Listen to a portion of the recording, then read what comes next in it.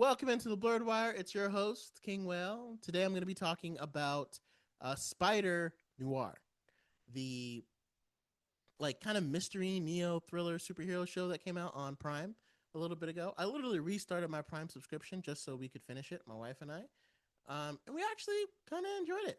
I think it's better in black and white because it allows the effects to not have to be as good, even though they were pretty good. Some of the fight scenes were still handled pretty well.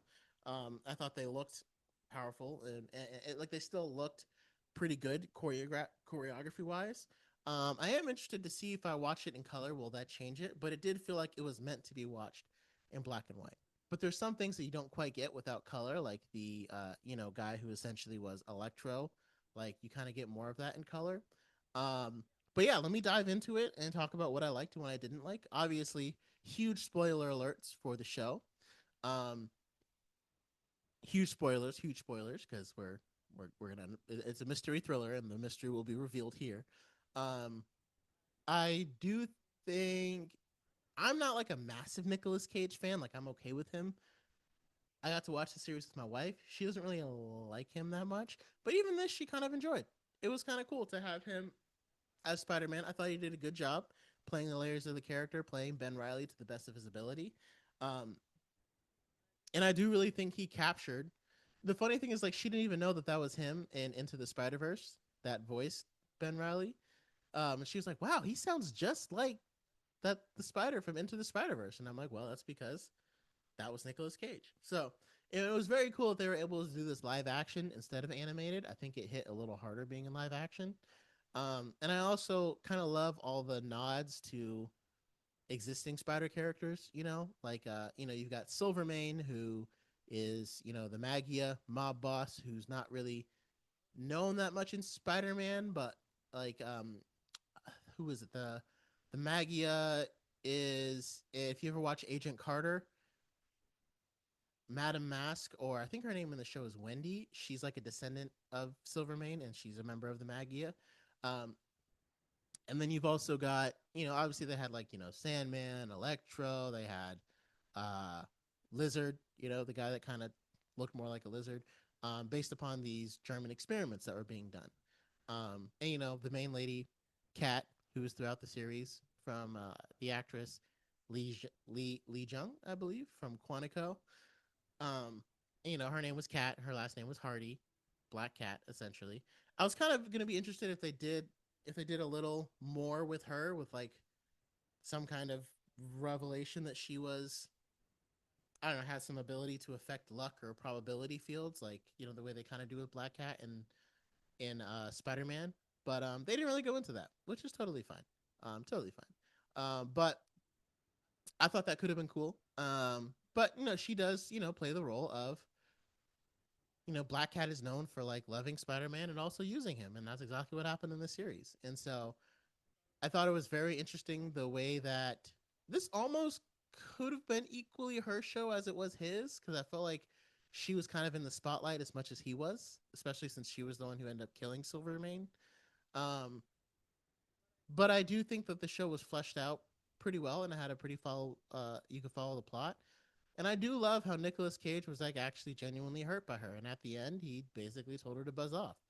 And she was like, forget you and all this, and it was like, well, you did break his heart. You promised to run away with him, and instead you betrayed his secret identity, and he got experimented on. So I thought all of that was actually like was very true to his character and very realistic. I'm not sure if they want to do a season two. Obviously, they have enough room for it. Obviously, with all those people that got in that camp, um, Sandman still has his powers. I think it could be very interesting. Yeah, I think it could be very interesting if they do a season two. Overall, I don't know if Silvermane and the Mayor were like the most compelling villains. Obviously, the Electro guy kind of ended up being the main villain, as like he wanted to like take over and everything. Um, but I also thought there were some pretty funny scenes, like when Lamorne Morris. Can't remember his name in the show, but that's his name in real life. When he was dressed up as Spider Noir, trying to fool Silvermane to make Ben Riley think that he was not Spider Noir. That was pretty cool. Or the Spider, sorry, not Spider Noir, the Spider, officially as he's known. Um, And it kind of kept you guessing, but it also was kind of basic kind of romance plot where I guess Silvermane, this mob boss doing prohibition and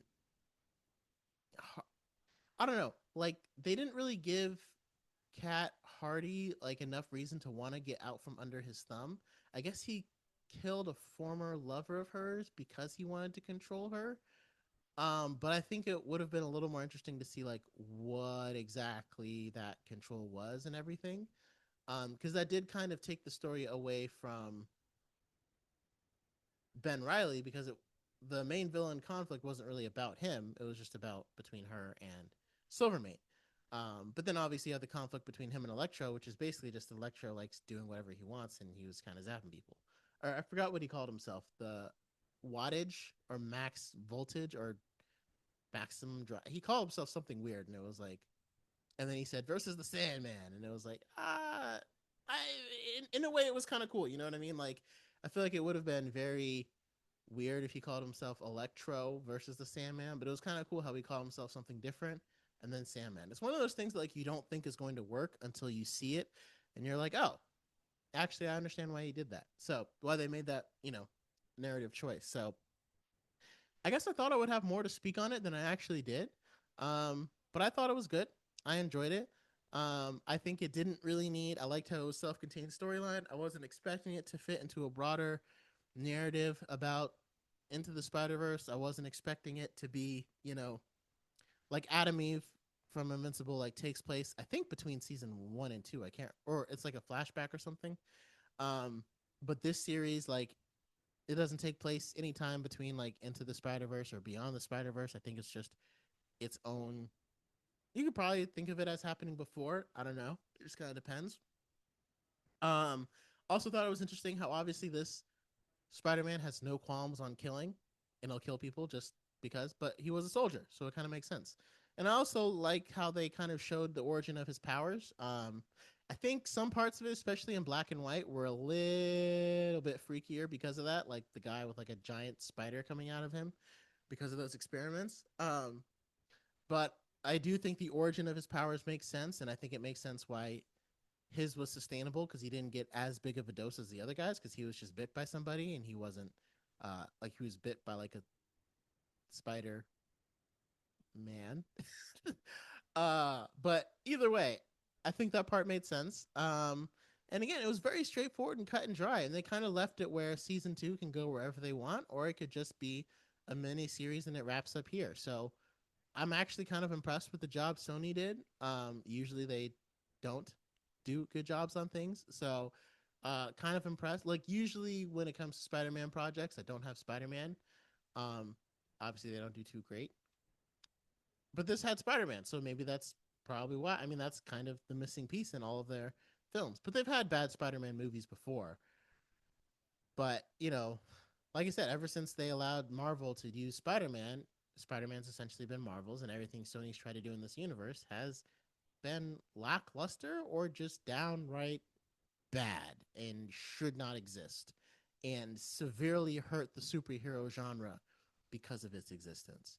So, like, I would argue movies like Let There Be Carnage, if there's any kind of superhero fatigue out there, movies like Let There Be Carnage, Morbius, well, the Justice League didn't help, but even when the DCU kind of fell apart and failed, while Marvel was at its peak, superhero height was at an all-time high because of Endgame, and then we kept going.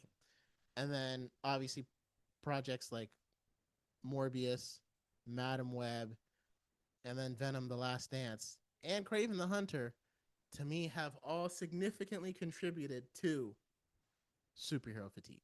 Like if you take out those bad superhero movies and you just have the couple of Marvel mishaps, and if you take out some of the really bad DC movies, I think we're good. So I blame Sony more for it than I would blame Marvel because like Marvel created a great machine, but Sony, when you just like superhero movies all exist in a vacuum, the same vacuum. Even if you're like, well, that's not an MCU movie, it's still a superhero movie, and it's still Marvel with Marvel heroes and Marvel characters. And so if you're comparing it in a vacuum almost, it's like these superhero projects are still going to suffer when there's bad ones out there, because that's going to contribute to the fatigue, and it makes the bad projects look even worse. Like Love and Thunder was terrible. Was it as bad as Morbius? No. But Love and Thunder came out after Morbius, so it makes them both look horrific, right? And so that's why I think that whole superhero fatigue, like I probably blame Sony more for that. And so Spider-Noir was a refreshing change of pace. It was cool, it was slick, it was set in that I think it did a good job setting itself in the time frame that it was set in. And I wouldn't mind seeing more. Maybe someone's gonna try to fill the void left by Silvermane. Maybe Kat is still. I mean, I guess Kat has what she wants. So I thought that was gonna be kind of interesting if like Kat turned when Nicolas Cage's character when the spider hit Sandman with those cars and he busted up into sand. I was wondering, is that it for him? But I guess with sand, it's kind of like, is it really it? So I would be curious if she had blamed. I also think I almost think it might have been more interesting if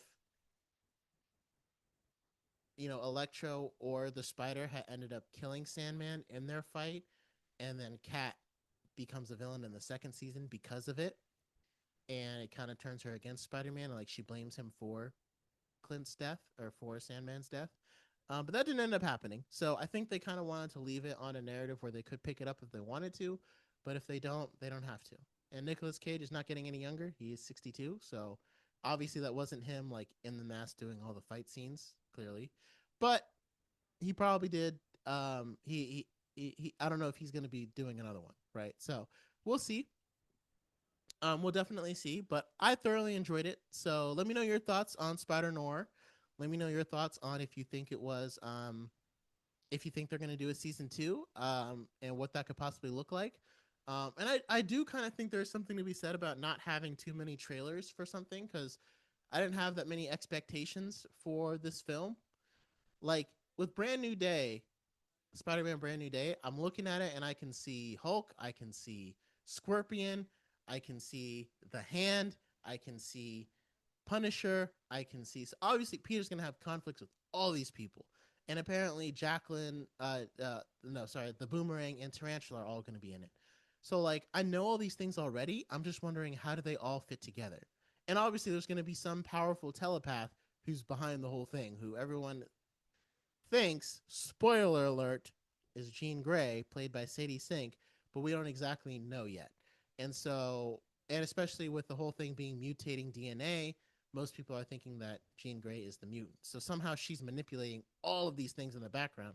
So I'm wondering, how are they all going to fit together? Like, how does the Hand fit into mutating DNA? What? So that's what, like, the trailers tell me all this stuff, and I'm trying to figure out how does it go together.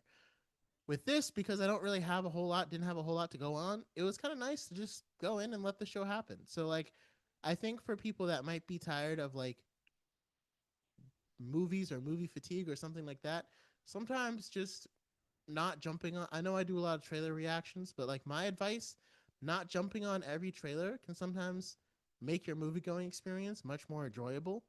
And if you pay for the experience, you deserve to enjoy it as much as possible.